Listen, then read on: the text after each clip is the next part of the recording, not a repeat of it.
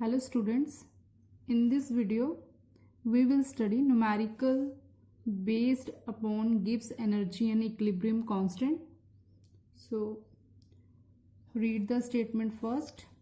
Calculate the maximum work that can be obtained from Daniell cell. This is Daniell cell. Given that E naught of zinc to positive zinc is equal to minus 0.76 volt and E naught of copper to positive copper is equal to 0.34 volt. So असी calculate क्या करना है, maximum work. असी पिछले lecture च पढ़िया सी कि Gibbs energy is equal to maximum work in a cell reaction. So इत्थे असी गिब्स एनर्जी का ई ना रिलेशन वाला फॉर्मूला लगावांगे. So delta G not is equal to minus NFE not of the cell. हुण इस फॉर्मूले दे विच असीं वैल्यूज़ पुट करांगे. एफ साडा फैराडे कॉन्स्टेंट है एंड चेंज ऑफ इलैक्ट्रॉन और ई नॉट जिहड़ी है असीं गिवन है माइनस करके असीं फिल करांगे इत्थे. So firstly we will write the cell reaction for this Daniell cell. So cell reaction क्या आ जाएगा, zinc solid plus copper two positive aqueous gives copper solid plus zinc two positive aqueous. Cell representation तो cell reaction लिखने नाल सानू क्या फायदा होएगा कि सानू पता चल जाएगा साडा कैथोड क्या है, एनोड क्या है. ठीक, जदों असीं ई नॉट फाइंड करांगे, E not of the cell reaction तो किवें फाइंड करांगे, कैथोड माइनस एनोड. हुण इस रिएक्शन दे विच कैथोड क्या है और एनोड क्या है. इस रिएक्शन तो देखो जिंक टू पॉजिटिव ऑक्सीडेशन हुई है, it means as a anode act करेगा इन इलेक्ट्रोकेमिकल सेल. और copper two positive to copper reduction हुई है, ये एज ए कैथोड एक्ट करेगा. इट मीन्स कि असीं पहला कॉपर वाली वैल्यू दे कॉपर वाली ई नोड वैल्यू दे विचों जिंक वाली ई नोड वैल्यू जिहड़ी ओ माइनस करांगे. सो राइट हियर कैथोड दी क्या वैल्यू सानू गिवन है 0.34 माइनस एनोड दी क्या वैल्यू है माइनस 0.76 वोल्ट. सो असी ऐड कर देंगे 0.34 माइनस माइनस प्लस 0.76 वोल्ट. साडा आंसर क्या आ जाएगा 1.10 वोल्ट. ये साड़ी आ गई ई नोट वैल्यू. असी फाइंड करना है मैक्सिमम वर्क. मैक्सिमम वर्क नूं असी गिब्स एनर्जी दे इक्वल मन्निया सी. सो इहदा क्या फॉर्मूला है माइनस NFE नोट. तो ये असी फाइंड करांगे. Delta G not is equal to minus NFE नॉट. Delta G not is equal to minus N. इस रिएक्शन दे विच किन्ने इलैक्ट्रॉन का चेंज आता है 2 इलैक्ट्रॉन का. सो N की वैल्यू क्या है 2.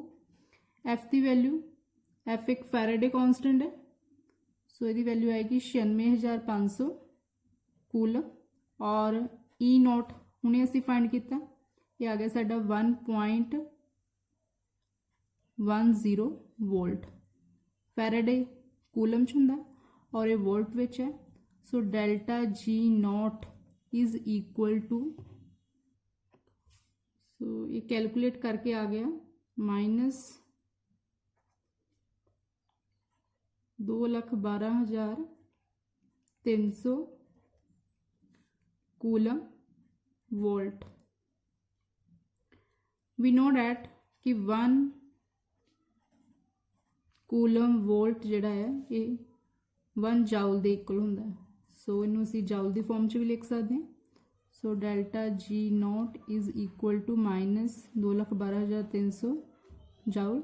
अगर तुसीं इनू किलो जाउल च कन्वर्ट करना है दैन तुसी 1000 ना मल्टीप्लाई कर लो और ये आ जाएगा साडा माइनस 1000 ਨਾਲ ਮਲਟੀਪਲਾਈ ਕਰਾਂਗੇ सो एक 0 ਵੱਜ ਜਾਏਗੀ तो पॉइंट ਤੁਹਾਡਾ ਇੱਥੇ ਲੱਗੇਗਾ सो ये आ जाएगा -212.3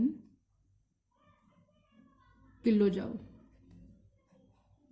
So this is the answer of maximum work that can be obtained from the Daniell cell.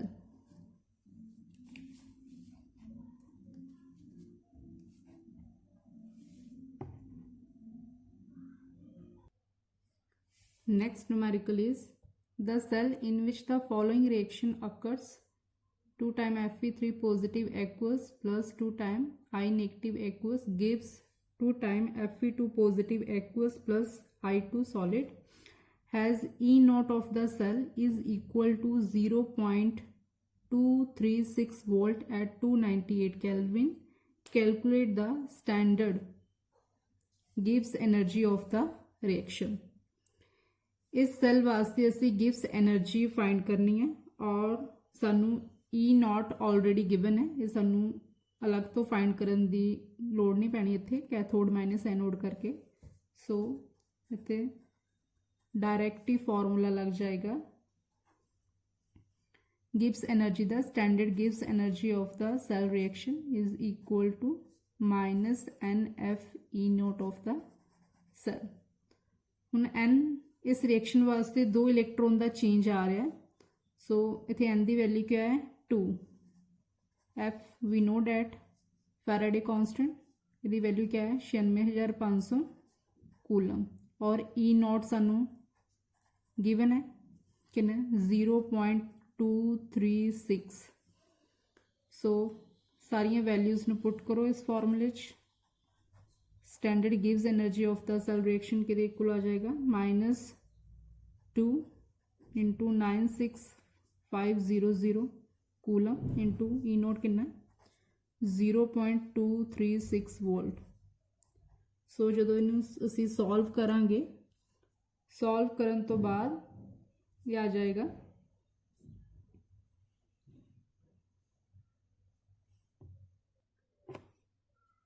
-2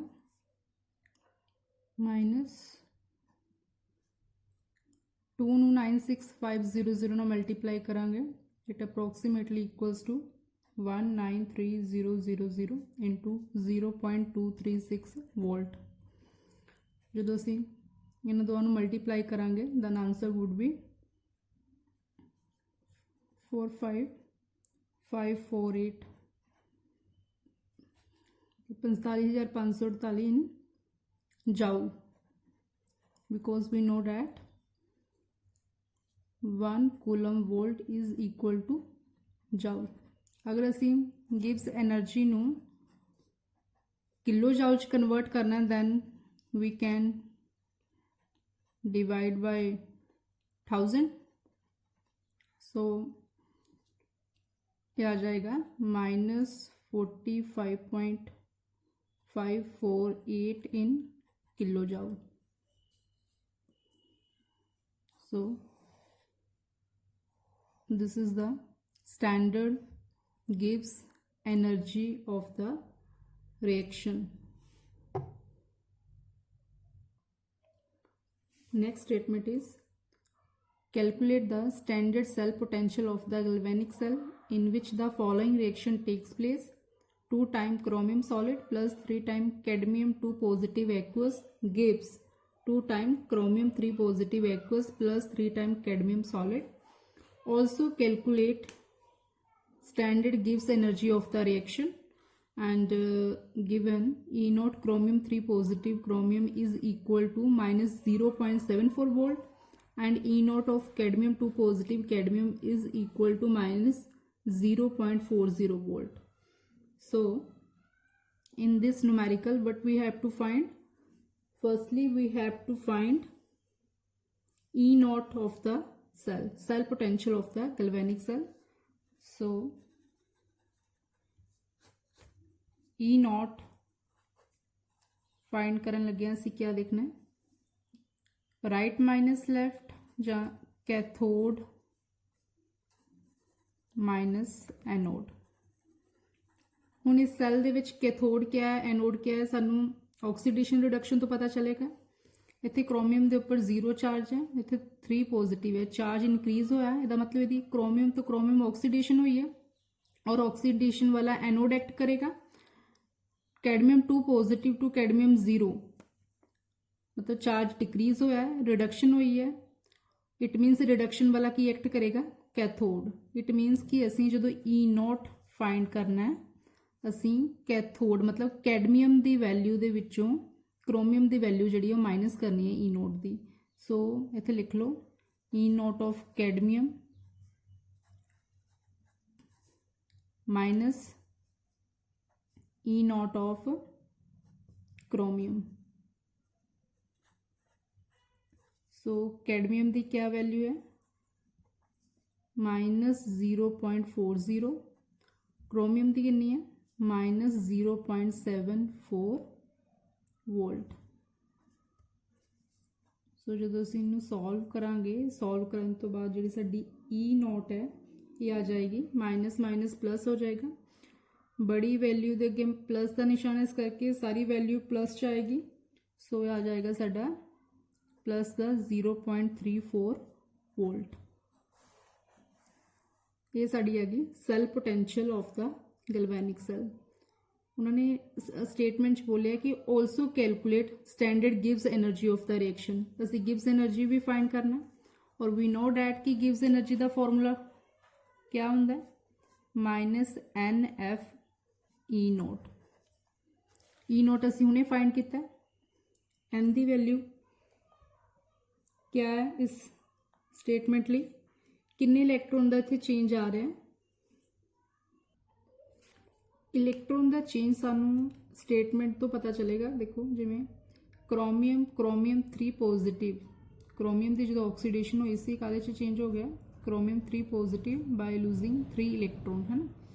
हुण क्रोमियम के अगे 2 मोल्स है, तो जो असीं इनू 2 नाल मल्टीप्लाई करांगे तो इलैक्ट्रॉन का चेंज कितना आ जाएगा 6 इलैक्ट्रॉन। इसका मतलब इत्थे N की वैल्यू क्या है 6, N की वैल्यू 6 पुट कर दो। F क्या है फैराडे कॉन्स्टेंट 96,500, कूलम आएगी दी वैल्यू E0 कितना 0.34 वोल्ट। सानू पता ही है कूलम वोल्ट जिहड़ा है वो जाउल 1 जाउल के इक्वल होएगा। सो जो असीं इनू सॉल्व करांगे साडा सॉल्व करन तो बाद आ जाएगा माइनस 196,860 जाउल। अगर असीं इनू किलो जाउल च कन्वर्ट करना है तो असीं 1000 नाल मल्टीप्लाई करांगे। 1000 नाल मल्टीप्लाई करन तो बाद जिहड़ा आंसर है वो आ जाएगा माइनस 196.86 किलो जाउल पर मोल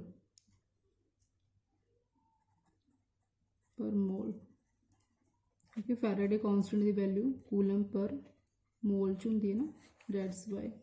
सो ये आ गई साडी standard gives energy of the cell reaction. So try to solve similar kind of numericals. Thank you for watching this video.